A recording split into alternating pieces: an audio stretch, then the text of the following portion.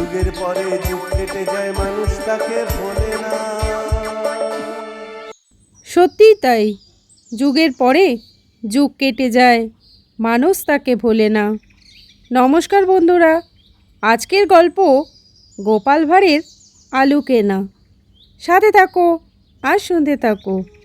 একবার গোপালের এক রসিক বন্ধুর সাথে গোপালের দেখা হয়।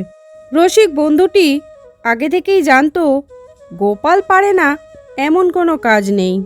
তবুও গোপালের সাথে রসিকতা করে গোপালকে বললে, বন্ধু গোপাল, আমি জানি তোর কাছে কোনো কাজই অসাধ্য নয়, তবুও আমি দেখতে চাই তুই বাজারে গিয়ে বিনি পয়সায় আলু কিনতে পারিস কি না।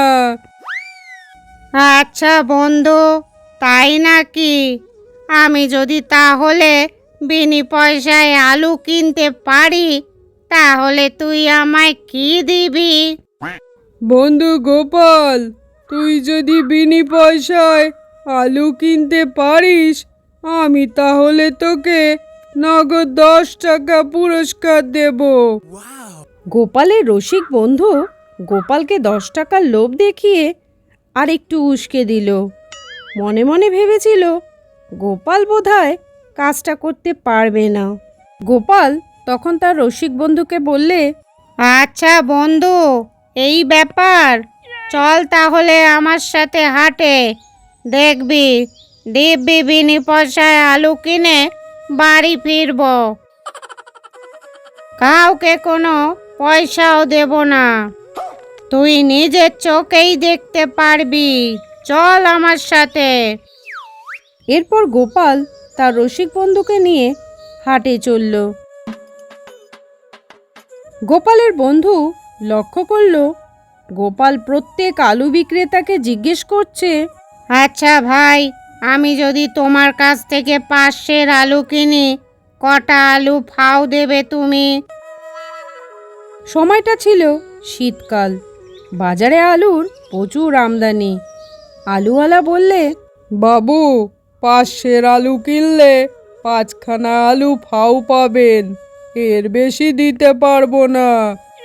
গোপাল তখন প্রত্যেক আলুওয়ালার ঝুড়ি থেকে 5টা করে আলু তুলে নিয়ে বললে, এই হাটে কেবল ফাউটা নিলাম, সামনের হাটে তোমাদের সকলের কাছ থেকে 500 করে আলু কিনবো, কেমন? হাটের সকল দোকানদার হা করে তাকিয়ে দেখলো গোপাল দিব্যি বিনি পয়সায় আলু কিনে বাড়ি ফিরল। বেচারা রসিক বন্ধু তখন বাধ্য হয়েই তার প্রতিশ্রুতি অনুযায়ী গোপালকে 10 টাকা পুরস্কার দিতে হলো। গোপালের বন্ধু তখন মনে মনে ভাবল, যাকে বাবা, আগে ভাগে 10 টাকা দিয়ে দিলুম, নয়তো কোন সময় 100 টাকা হাতে তুলে নিয়ে হাওয়া করে দেবে, তার চেয়ে আগে দিয়ে দেওয়াই ভালো। ছোট্ট একটা গল্প এই পর্যন্ত শোনার জন্য আপনাকে জানাই অসংখ্য ধন্যবাদ।